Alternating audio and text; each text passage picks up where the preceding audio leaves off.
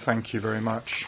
Well, I appreciate that there's so many people here today discussing this issue and that so many people are committed to this topic. It wasn't later than the 3rd of December where I tabled a number of amendments on the European security strategy. Now, very quickly, people voted me down, but maybe I should pick up on those amendments again. We'll see what happens then.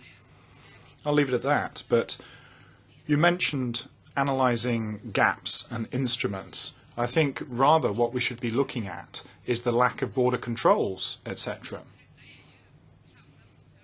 And the fight against terrorism is a national issue, but if we're going to have to cooperate on something in the EU, then perhaps now is the appropriate time and juncture.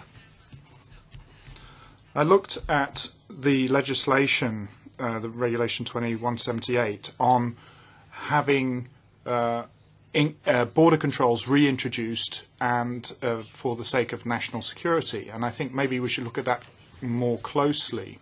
We're seeing that jihadism is increasing remarkably in European member states. In the Swedish media, I read more and more about Swedes who are being killed in Syria and Iraq. What's this come down to? Well, it's because we have a large number of immigrants coming into Sweden, but also into the rest of the EU. And what sort of people are we letting in? And what sort of numbers are we letting in? Well, obviously, the chances of people coming in this fashion is quite high.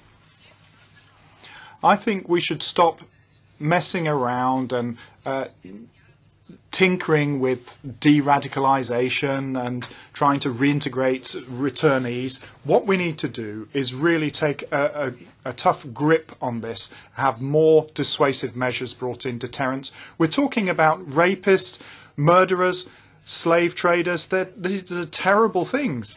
The UN Convention on Human Rights should apply to all people, including us in the West.